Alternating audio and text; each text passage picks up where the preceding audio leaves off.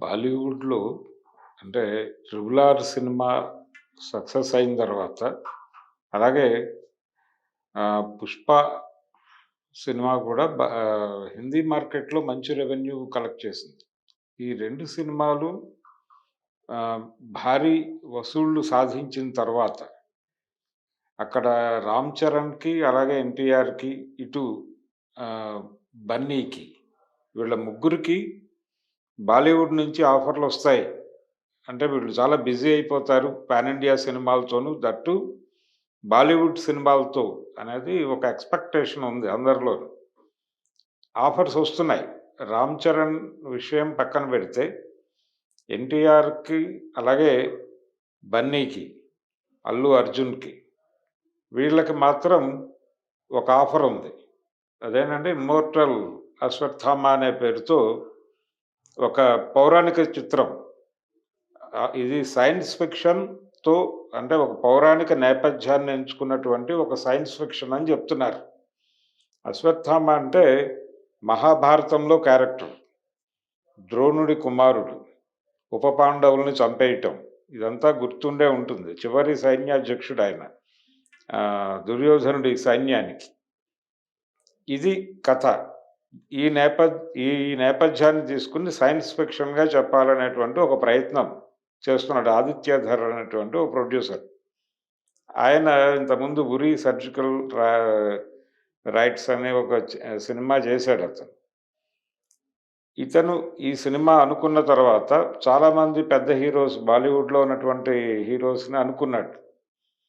అనుకున్నప్పటికీ అంటే ఇతను ముందు పిక్చర్ చేసినటువంటి హీరో దగ్గర నుంచి మొదలుపెట్టి చాలా పెద్ద హీరోస్ ఇప్పుడు బాలీవుడ్‌లో చక్రం తిప్పుతున్నటువంటి హీరోస్ అందరి పేర్లు ఇతని స్ఫురణలోకొచ్చినాయి. వీళ్ళందరినీ అప్రోచ్ అయ్యే ప్రయత్నం కూడా చేశాడు. కానీ ఫైనల్‌గా ఇప్పుడు ఆయన మాట్లాడుతున్నదేంటంటే, ఆయన మనసులో ఇద్దరు హీరోలున్నారు. ఒకటి 'ఎన్టీఆర్', 2 'అల్లు అర్జున్'. వీళ్ళిద్దరిలో ఎవరో ఒకళ్ళని తీసుకోవాలి ప్రధాన పాత్రకి అనే పద్ధతిలో ఆలోచిస్తున్నాడు. అయితే ఒక దశలో 'ఎన్టీఆర్' పేరు మాత్రమే వినిపించింది. 'ఎన్టీఆర్' పేరు మాత్రమే వినిపించింది. తననే తీసుకొని ఈ 'అశ్వత్థామ' క్యారెక్టర్‌లో ఆయన్ని అంటే ఆ సినిమాలో అతన్ని లీడ్ రోల్‌లో తీసుకోవాలి అని అనుకుంటున్నట్టుగా ఒక ప్రచారం జరిగింది. అయితే ఇప్పుడు కొత్తగా బన్నీని కూడా అప్రోచ్ అయ్యాడాయన అనేది వార్త. ఇది బన్నీ వాసు రివీల్ చేసినటువంటి విషయం.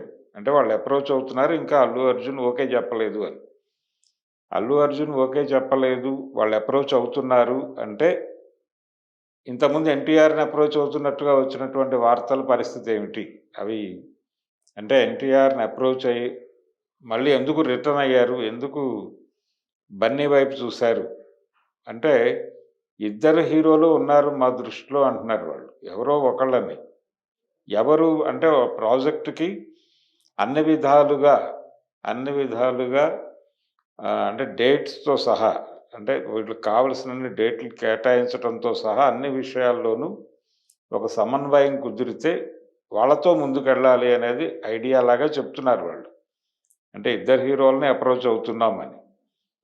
సో, ఇద్దరు ఉన్నారు వాళ్ళ దృష్టిలో అనేదైతే ఇప్పుడు బయటకొచ్చినటువంటి విషయం.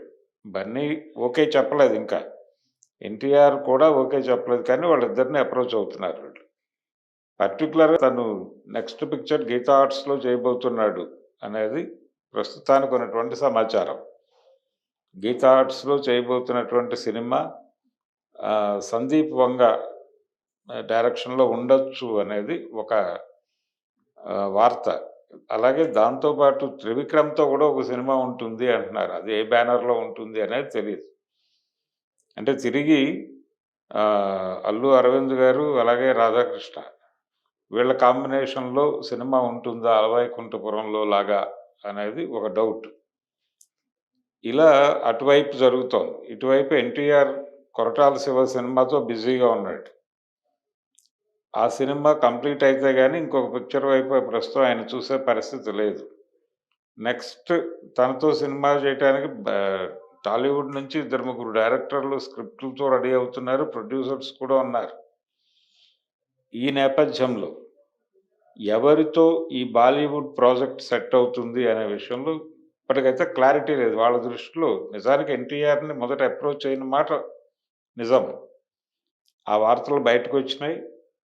ఎన్టీఆర్‌కి దాదాపు వాళ్ళు లైన్ కూడా చెప్పారు. చెప్పిన తర్వాత ఇప్పుడు ప్రస్తుతం అంటే బన్నీవాసు రివీల్ చేసిన ప్రకారం ఇది అశ్వత్థామ అనే ప్రాజెక్ట్ అర్జున్ దగ్గరికి కూడా వెళ్ళింది. అల్లు అర్జున్ దగ్గరికి కూడా వెళ్ళింది అనేది. అల్లు అర్జున్ ఇంకా ఓకే చెప్పలేదు అని చెప్తున్నాడాయన. ఒకవేళ ఓకే చెబితే బ బన్నీతోనే జరుగుతుందా అంటే ఈ పౌరాణిక పాత్ర ఎవరు బాగా చేయగలరు? ఎవరు బాగా పెర్ఫార్మ్ చేయగలరు? అనే యాంగిల్‌లో చూస్తే ఆల్రెడీ పౌరాణిక పాత్ర చేసినటువంటి ఒక అనుభవం ఎన్టీఆర్‌కుంది. యమధర్మరాజుగా తను 'యమదొంగ' సినిమాలో కనిపించి అలరించాడు. అయితే అశ్వత్థామకొచ్చేసరికి సీరియస్ క్యారెక్టర్ అది. ఆయన ద్రోణాచార్యుడి కుమారుడిగా మొదటి నుంచి అతని క్యారెక్టర్ కొంత డిఫరెంట్‌గా ఉంటుంది. గురుపుత్రుడు. అటు పాండవులకి, ఇటు కౌరవులకి కూడా. కాబట్టి అతనికి ఒక ప్రాధాన్యత ఉంది కథలో. అలాగే చివర్లో ఆయన ఎట్టి పరిస్థితుల్లోనూ యుద్ధం గెలవాలి అని చేసినటువంటి ప్రయత్నం చివరి సైన్యాధ్యక్షుడిగా. ఈ నేపథ్యంలో సాగే కథ కాబట్టి క్యారెక్టర్ చాలా సీరియస్‌గా ఉంటుంది. ఈ ఇంత సీరియస్ క్యారెక్టర్‌ని పెర్ఫార్మ్ చేయటంలో ఎన్టీఆరే బెటరు అని వాళ్ళు అనుకున్న మాట వాస్తవం. కానీ ఎందుకు అల్లు అర్జున్ వైపు మొగ్గారు అంటే 'పుష్ప' ఇన్‌ఫ్లూయెన్స్ ఏమైనా పనిచేసిందా అనేది ఒక మనకు కనిపిస్తున్నటువంటి ఒక రీజన్. 'పుష్పలో' అతను కనిపించిన తీరు, ఆ రఫ్‌నెస్సు ఇవన్నీ కూడా ఈ క్యారెక్టర్‌కి బావుంటుంది అని ఏదైనా అనుకుంటున్నారంటే సైన్స్ ఫిక్షన్ అంటున్నారు కాబట్టి దీంట్లో పౌరాణిక పాత్ర పరిధి తక్కువ ఉండే అవకాశం ఉంది. లేదు సమానంగా అంతే నిడివిలో ఇంకో క్యారెక్టర్ ఏదైనా ట్రావెల్ అయ్యే అవకాశం ఉందా అనేది. సో, ఈ రెండిటిని బ్యాలెన్స్ చేయటంలో అర్జున్ బెటర్ అని అనుకున్నారా? అందుకనే అతన్ని అప్రోచ్ అయ్యారా? అనేది అనేది ఒక డౌట్. ఫాన్స్‌లో వస్తున్నటువంటి ఆలోచనలు. కానీ ప్రొడ్యూసర్ల వైపు నుంచి వచ్చినటువంటి ప్రకటనలో వాళ్ళిద్దరినే అనుకుంటున్నారు. ఇద్దరిలో ఎవరో ఒకళ్ళు. అన్ని విధాలుగా ఎవరు ఈ ప్రాజెక్ట్‌కి ఓకే చెప్తారో వాళ్ళతో ట్రావెల్ అవ్వాలి అని. అంటే ప్లాన్ బి, ప్లాన్ ఏ ఇది పెట్టుకొని ముందుకెళ్తారు ఎవరైనా. సేమ్ స్టైల్‌లో ఇప్పుడు ప్లాన్ ఏలో ఎన్టీఆర్, ప్లాన్ బిలో అల్లు అర్జున్‌ని పెట్టుకొని ప్రయత్నం చేస్తున్నారు వాళ్ళు. ఎవరైనా ఓకే కావచ్చు దీనిలో.